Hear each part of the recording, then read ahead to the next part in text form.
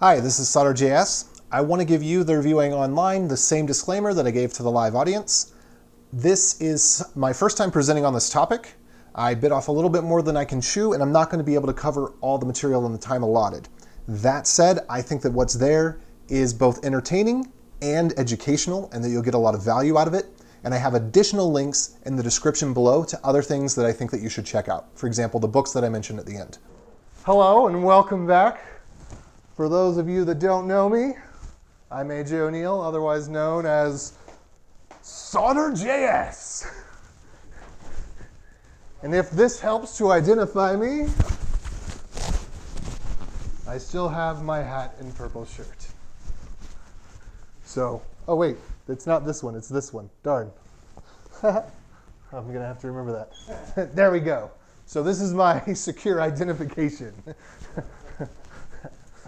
And I'm wearing this fancy outfit today because today we're doing science. And unlike the weather, which is fairly easy to predict, it's either going to be hot or cold, rainy or sunny. With science, you don't know what's going to happen. So you must be prepared. Oops, I'm hitting the wrong thing. So this is a circuit diagram, and these are symbols. And that's the point that we're hoping to get to today. So I'm hoping that the people in this room aren't already super comfortable with this stuff. Is that correct? Good. Okay, so just to give a basic overview of this, because this will come back around later, what we have here basically represents wires, right? So we've got 5 volts. This could represent a battery source. And then we have this symbol over here, represents ground. And then we have different things that are happening in single stages. So this symbol is a capacitor, this symbol is a resistor, this is a diode, this is an inductor, and this is just a generic symbol for some sort of load, meaning some sort of thing that's happening. It could be a motor. And then these are variations of those symbols. So what I'm hoping that we're here to learn is how we get to the point where we could design something that we want to design. So for example, let's say that I wanted to design this little doodad here. What we want to get to is to know enough about electrons, electricity, and electrical stuff to know how to know whether or not we're making choices that are leading us in that direction and we can have a good result at the end. So that is the goal of this presentation. Let's start off with just a quick review. I think everybody knows this. What is the fundamental unit of electricity?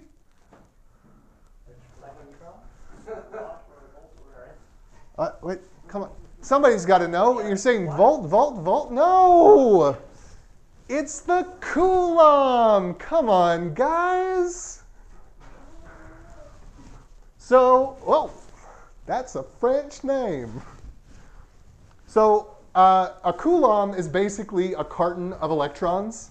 That's basically what it means. So when we talk about a Coulomb, like all the, and you're not going to need to know this. You're really not going to need to know this. I just want to go through it because it's fundamental to understand. Like we all hear about volts, but volts aren't really that important. Coulombs are actually important, but because nobody knows how to say it or write it or whatever, we just don't use it.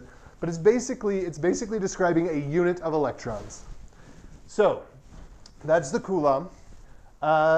Another name for Coulomb that you are familiar with is this. Who knows what this means? Okay, cool. So everybody knows it. This is basically a Coulomb. We're gonna go through the conversion here real quick. All right? It's gonna be a little complex, but it's gonna be pretty simple. It's basically like teaspoons and tablespoons. So 1 tablespoon is equal to 3 teaspoons. We're all clear on that? All right? 1 milliamp hour is equal to 3.6 coulombs. Now, that seems kind of odd, but I mean, given the standard unit imperial system, it can't be that odd, right? So what that is, you know, a minute is 60 seconds. We're good there. An hour is 60 minutes. So, and the milli is 1/1000th. So all that's understood. Don't need to spend a lot of time on that. It means an hour is 3,600 seconds. What do you get if you divide it by 1,000 to get a milli-hour? 3.6 seconds. which is 1 milliamp hour is 3,600 milliamp seconds, which means that it is 3.6 amp seconds, and 1 coulomb is 1 amp second. Therefore, 3.6 amps per second is 3.6 coulomb. So this is not important in terms of something that you're going to encounter on the day-to-day basis, but this is important for a fundamental understanding of what these terms come from and what they mean. At least for me, understanding what a coulomb was helped me understand better the difference between voltage and amperage and wattage and whatnot. So, yeah, we've got that. We're down. You can think of it as a teaspoon of electrons. Mary Poppins can help you remember if you can't figure that out. And if that seems confusing, like I said, there is no spoon. You don't need to worry about it. If it helps, it helps. So, next question. What is the fundamental component of a digital circuit? Now, this one's way easier. I know you guys can get this. What? Oh, so close, so close. The diode! So, does anybody know what a diode is already? But you've heard of a transistor, right? Okay, transistors are made of diodes. So we always talk about transistors in digital electronics. Diodes make transistors. So that is actually the fundamental component. And we'll talk more about that later, maybe, if we have time. But first, I went into a bunch of math and stuff that isn't super important, so let's get grounded in the basics. So I said before, we're going to talk about electrons, electronics, electrical stuff. And I need you to know, as mostly software developers, you are not in binary land anymore. The world of electronics is basically backwards. You must unlearn what you have learned. So for example, just one example, these are the kind of things that will stump you up because terminology can be confusing. The pattern that you're used to thinking about in discrete digital software world is just very different. So just one example, closed means connected, and open means off. This is different from how we generally think about things. If I said that something is closed, you generally think of that as a negative type of thing. And if I say something's open, you think of that as like a positive and good type of thing. Well, in the case of electricity, closed means there's a pathway, and open means there's no pathway. So, yes. We also, so here is, we've got the conductor and the insulator, and I need to bring this back up on my computer because I have like little notes for myself to help me make it through this alive and well without losing my place. So I just want to get back there because I'm like 100 slides ahead right now. Okay, so the basics that we have are conductors and insulators. That's what everything is pretty much made of, with some exceptions. We're going to be talking about resistors. We're going to be talking about capacitors. So these are pictures of those things. And we're going to be talking about, well, we're not really going to talk that much about inductors because that's more for power electronics, and I didn't have time to go into that. But they're important, and it's good to know they're there. And of course, the diode and transistors, which those go on integrated circuits. Like all these components go together on integrated circuits, which are chips that are just composed of dozens or hundreds of these in certain sequences, and they are what do the magic. So everything is composed of one of these few types of things, and I think that it is worthwhile noting, well, no, I'll get to that later. All right. So now, let's talk about electrons first. We talked, oh, I mentioned that, yep. All right, so electrons flow through conductors. They do not flow through insulators. So conductors are things like silver. Silver is, I believe, the best common element for conducting. Gold, we hear a lot about gold. We know our CPU pins are made of gold. The reason for this is that gold does not corrode. and that's important. So gold we use in areas not because it's the best conductor. In fact, copper is a better conductor than gold, if I remember correctly. And then we also use tin, and I think we just use tin because it's cheap, and in places where you don't need it to be precise, and you can just splatter a blot on there, that works. Again, this is, well, I'll bring that back in just a slide, I think. But this is one of the things that works different about electricity. Insulators are things like ceramic, wood, plastic. So paper, for example, is used as an insulator, not as much as it once was, because it turns out paper gets acidic and decomposes and stuff like that. But, and then I've got the Statue of Liberty here, which is made of copper. So why do I have copper over here and copper over here? What's different about the Statue of Liberty? Oxide. Oxide is an insulator, which can be a good thing and a bad thing. So surface area is the name of the game. Normally, at least for me, when I think about, I'm going to take this off now. Those goggles aren't serving me anymore. So when you think about some sort of material that you want to push something through, you think, oh, well, you know, the larger the material, the more I've got to push through to get something out on the other end. And the smaller the material, the less I'd have to push through. Well, with electricity, it's actually the opposite. The more surface area that electrons have to move, the better they can move. So if you take a really crappy conductor, well, not a crappy conductor, if you take one of the conductors that's not on the top 3 list, such as tin, if you can simply have more of it in terms of surface area, then it is more conductive. So as you go lengthwise, it becomes less conductive because you have less surface area in each individual segment. But as you go widthwise or number of strands wise, it becomes more conductive because you have more surface area for the electrons to flow on. And it is also very important to note that insulators are not simply sucky conductors. So let me get this thing out of my way here. It's kind of hard to do this on 2 computers, but we'll manage. So for example, insulators will typically become worse insulators as temperature gets higher, which means that insulators become more conductive or more likely to break down. On the reverse, conductors are more likely to become less conductive as they heat up, which has another significant problem that we'll get to in a little bit.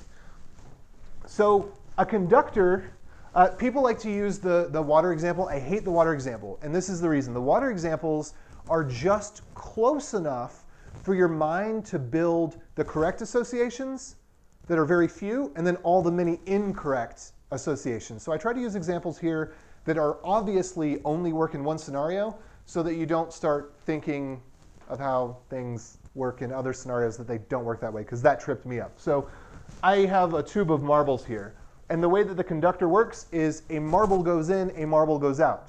So electricity moves at the speed of light, but electrons do not. If you put an electron in a race with a snail in an electrical circuit, the snail would run laps around the electron.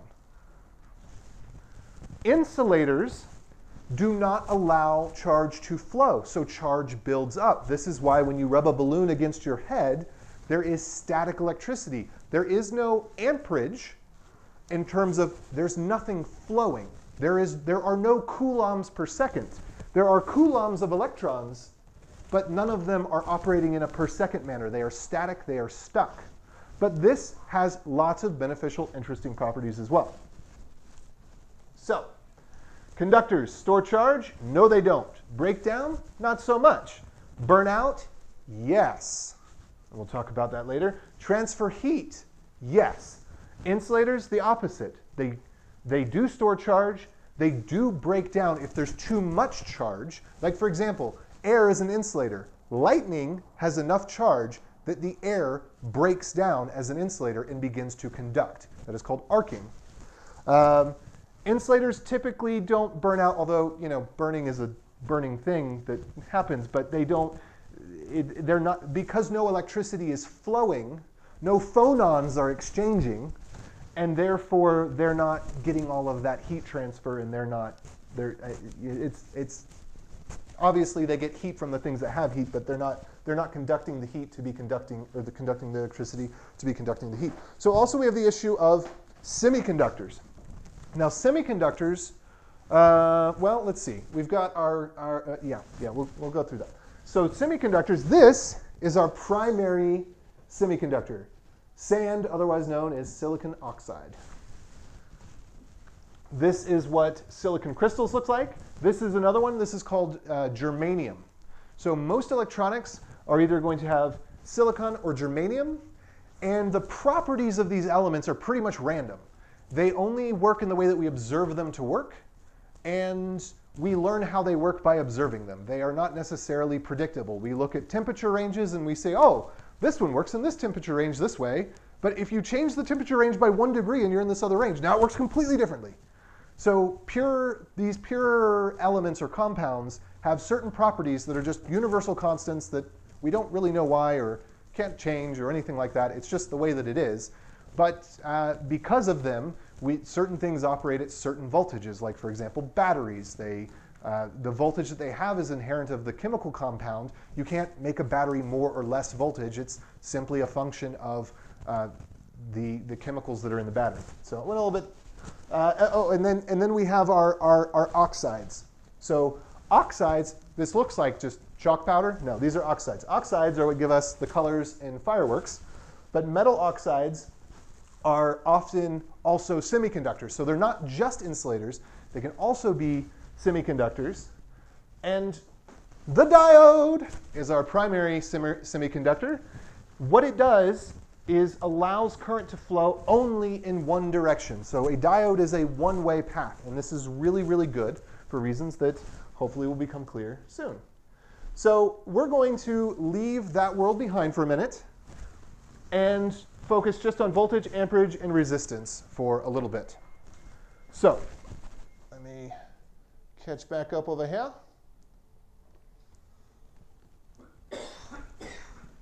All right, so we talked a little bit about how does electricity flow. And the answer is, well, it doesn't really. Well, electricity flows, but electrons, rather, don't really flow per se. They operate more like Newton's cradle, where boom, you get one on one side, and at the speed of light, one pops out on the other side. Very similarly to how, boom, one knocks, and at the speed of sound, one comes off on the other side here. So electricity isn't, the electrons at least are not flowing, but the energy is flowing at the speed of light through that material, which varies slightly between materials, but isn't typically something we need to calculate. Talking about sound moves at different speed through objects, light moves at different speed through objects. Typically, we're working in such a small confined space and at low enough frequencies, like, down in the low gigahertz range, where this isn't too much of a problem, but there are certain circumstances where the speed of light through a particular material actually does become effective. And I think that's one of the reasons we like copper, because copper is actually very linear. As temperature increases, the properties of copper, how well it conducts, are almost linear, whereas other materials might have little wonky-doos in them. The other thing that is super important to know, because you're going to encounter material that's going to be confusing, you're going to see things written one of two ways, and you're going to be like, wait, this is the opposite of what the other person said. So there is conventional current flow, and there is academic current flow, or physical current flow. Conventional current flow comes from our good friend, Mr. Ben Franklin. And he happened to be very correct about the charge of electrons and the charge of protons, but he happened to be very wrong about whether it was the electrons that were moving or the protons that were moving. And it turns out it doesn't matter. It only matters that we're consistent. And since we use conventional current flow, what we describe is the holes move. So conventional current flow describes the holes moving in the opposite direction that the electrons are moving. The only reason that you need to know this is when you come across people showing a diagram one way and somebody explaining the same concept showing the diagram in a different way where the arrows are mismatched, and you're like, what, huh? It doesn't matter. Stick with conventional current flow unless you need the academic current flow, although a lot of people teach the academic one for beginners because it's easier, because they don't want to have to explain that the electrons are not what we're counting. In conventional current flow, we are counting basically coulombs of holes rather than coulombs of electrons. But that does become important for understanding. So, the diode! This is the one that decides which way the current goes. And the current, so I used these K's here, conventional current departs from the cathode. So this is kind of a self-tautological definition. So a cathode is where conventional current departs from, and the direction of conventional current is where the current departs from the cathode. And they are marked like such. So you will often see a K, and that's why I put the K, a K symbol in things. A K symbol is basically letting you know, warning, diodes ahead. Or maybe not warning so much as, congratulations, diodes ahead. So you'll see the K symbol written like this, written like that. You'll see the K is in there. It's just backwards. You see the K is in here. This one is actually reverse direction. So when you see the K, you know that some sort of directionality is happening, but you don't always know which directionality is happening until you learn a little bit more. So these are the simple ones. This one has an arrow, so that kind of helps you. But why are there three things? If there's current, it should be going in one direction. How are there two directions? But just remember that the K is indicating that there's directionality in place. And you'll learn the nuances of which symbol means what as you go. So when you see the K, a diode is afoot. All right. So let's talk about current in terms of amperage. We have current describes how much. If this happens, it was too much. So this does not happen from voltage. This can happen from wattage because wattage is a combination of voltage times current. But current is what makes this happen. Current is the amount. Like we said before, it's like, you know, a carton of electrons just going down the pipe. Now, let's talk about the path of least resistance, because you've all heard this. Like, electricity takes the path of least resistance, yeah? OK, good. Wrong! Wrong, wrong, wrong, wrong, wrong, wrong, wrong. That's not how electricity works. You've been told lies. All paths are resistance, except for maybe superconductors, but they're not part of what we're going to talk about today. So all paths have some amount of resistance, whether it's a resistor, or it's an insulator, or it's a composite material. It all has resistance. So what's important is that all paths will be taken as quickly as possible to exhaustion. So this is why static electricity can be damaging to microcontrollers. It's a lot of voltage. It's almost no current. But as soon as it has a path to escape, it will. And this is true of all electricity. The wall electricity, it's not quite as true for batteries per se. If you've ever noticed, if you touch the positive end of a battery to something else that's grounded, no electricity flows. That's because batteries are based on a chemical reaction, not based on charge. The chemical reaction creates charge, and the chemical reaction can only happen when there's a pathway for charge to flow. So it's kind of like a catch-22, but it works, and we like that. But all paths that electricity can go, it will go. There's a little caveat to that. So first of all,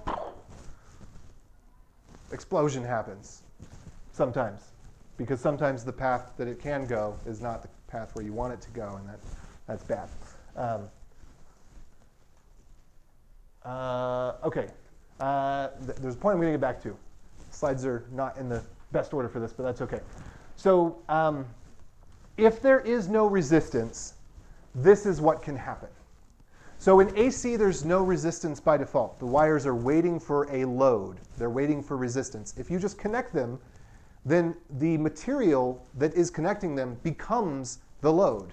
And because it is not enough of a load, it will overload, and it will accept all of the electricity that it can to the point that it burns itself up and there is no more path. So when you look at something like a power drill, this is operated with a battery that is typically a type of chemistry that will allow a maximum amount of current to flow. This is the type of battery that you would not want to short with a paper clip because it might burn you very quickly. Whereas the 9-volt battery and most of our other common household batteries, they're made with a chemistry that is, like I described before, where it's very dependent. And the chemical reaction takes some amount of time. So if I just connect these two contacts together with a paper clip, the paper clip may get a little warm, but it's probably not going to melt or cause a big spark and catch fire or anything like that, because there's an internal resistance to the battery. The battery only has so much supply at any given time.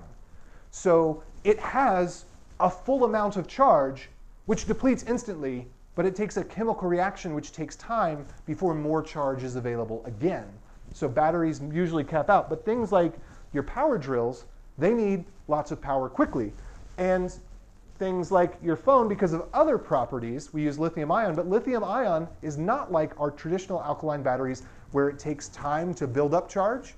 A lithium ion battery can generate charge as quickly as you can consume it. If it is shorted, then it becomes the load. If it becomes the load, then it will generate heat. If it is generating heat, it becomes a worse conductor. If it becomes a worse conductor, it generates more heat.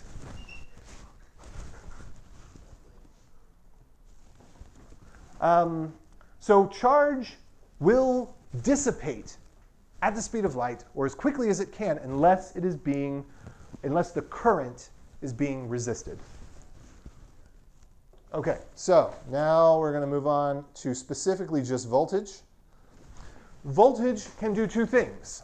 It can drop and it can be divided.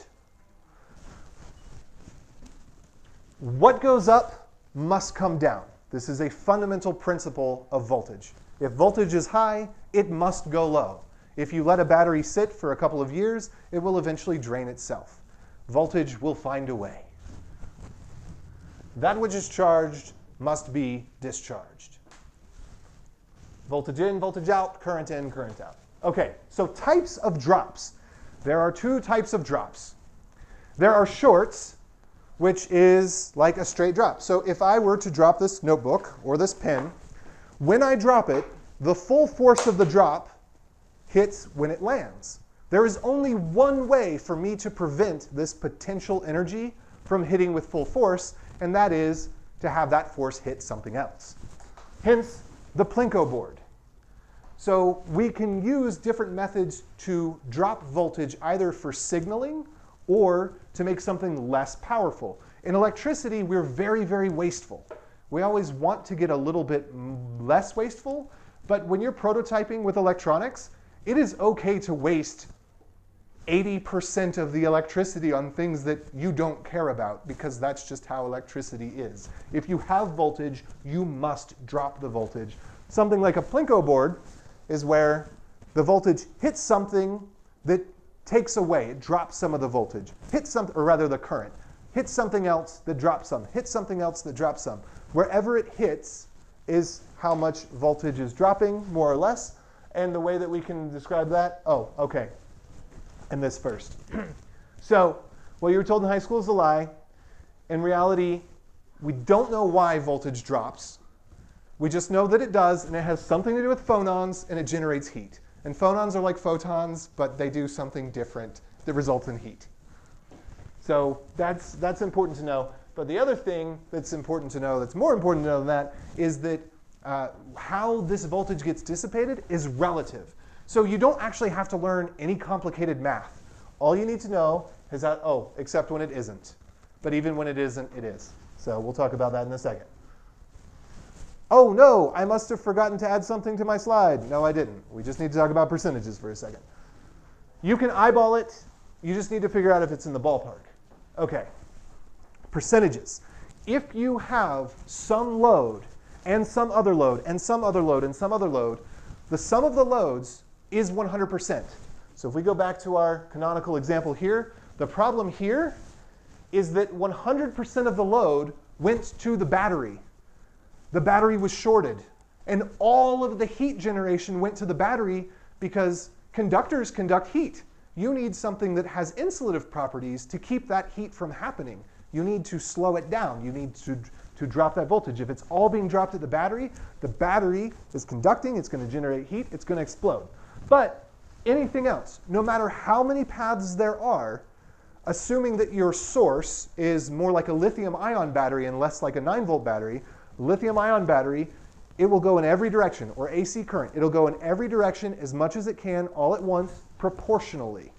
And only if it's resisted will it slow down. But every path that it takes, every resistance, every load is proportional. So if you have a circuit that's working perfectly and you add one more thing to the side of it, if there's nothing else, if it's connected directly to the voltage source, it'll probably still work.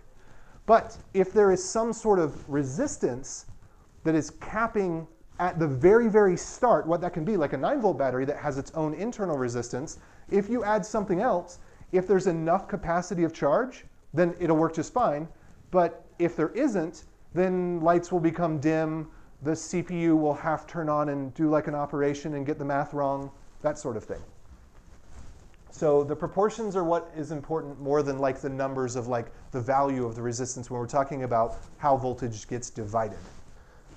Now it's different for current. Another way that you could think of this is that in any electrical application you have stages. So ignore the words here because this is just taken from something I found, but I thought it was representative. So if you were to have some sort of initial input stage, if it has resistance at the input stage, that resistance affects everything. If it doesn't have resistance at the input stage, then only whatever the loads are affect that stage, and they each get their equal voltage. They're not divided, because there has to be some sort of resistance in order for division to happen. So if there's none, then it's fine. Now, as you go through your circuit, you're going to be like branching out things, bringing them back together again, branching them out, bringing them back together again. You have two calculations that are going on. You have your series calculation, which is, and you could have many different stages that each could logically be represented something like this, where they're daisy chained to each other, one comes off over here, but at the end of the day, they all go out on one or more paths, and they all come back to the same path, which is considered to be ground. So as you're going through the stages of your application, as it were, you only need to keep track per stage what is the sum total of all the inputs and all the outputs, and then where there's any variance, where there's multiple paths to take, what is the ratio between those paths? So this is a bit high level.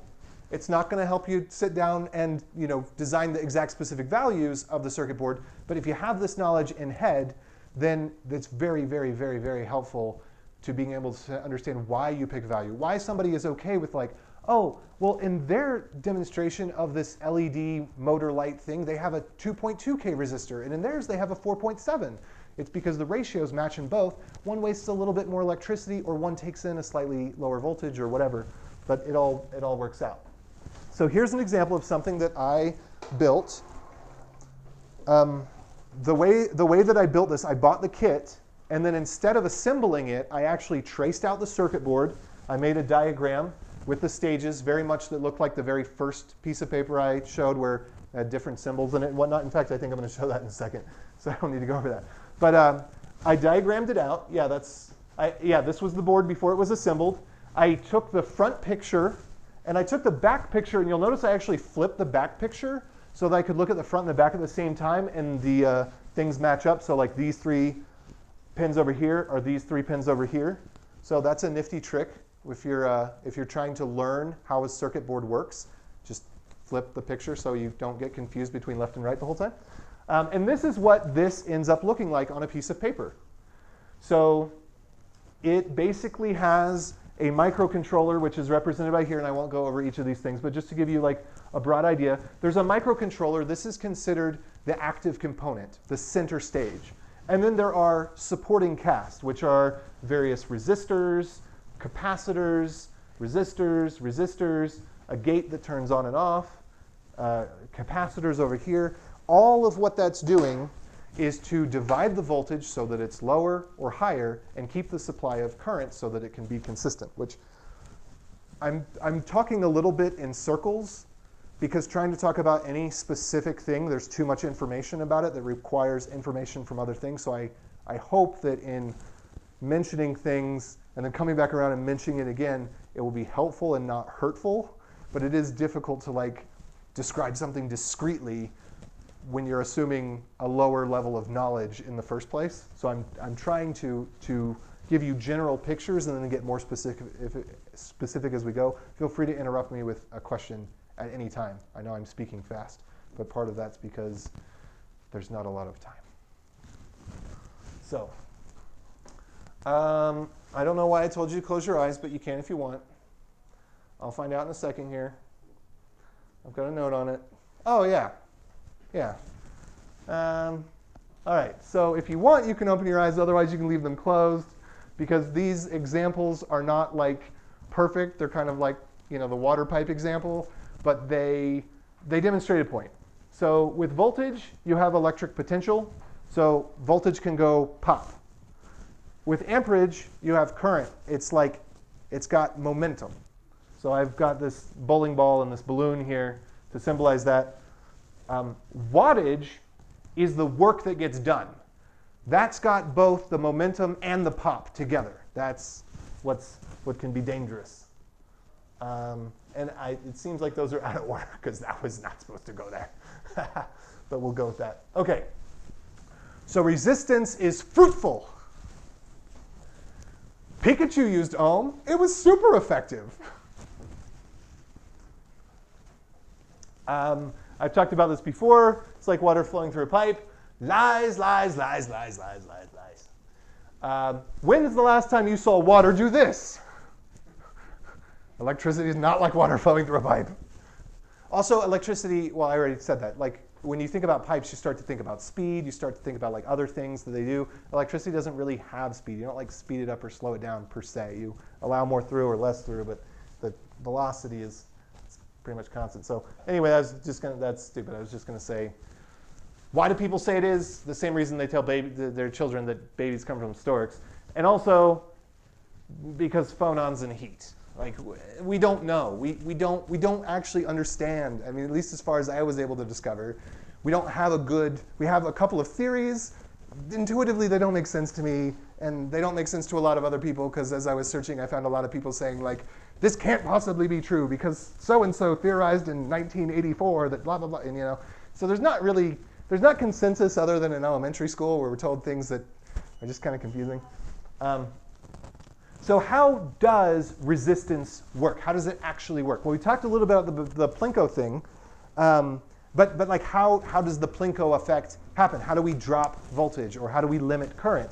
And whenever you want to think about how voltage works, try to find an example with magnetism, because that's probably going to be the best example, because electromagnetism, electromotive force is the other name for voltage that's more descriptive. So it's basically a principle of repulsion. So just like a magnet, if you've got a magnet and it's moving towards another magnet, it's not going, it's not going to actually hit it. It's going to be like, what? And then it's going to back off. So if you've got a lot of current, and you've got something that's opposing that current, like insulators, then as the current goes through, some of it's going to back off. But as part of that backing off, phonons and heat. So hold on to that thought, because we're going to come back to it. We're going to finish this. We're going to go somewhere else first. So now we're going to switch over to electronics, because before I can finish that thought, we need to talk a little bit about actual components, more than we have. If you liked this video, go ahead and give it a big thumbs up. And if you didn't like it, give it a thumbs down, because every thumb helps. If you're looking for part 2 and it's not in the up next, then it's in the description below, along with other related material. Have a great day. I hope you learned something, and I will see you. No, that's somebody else's catchphrase. I won't do that.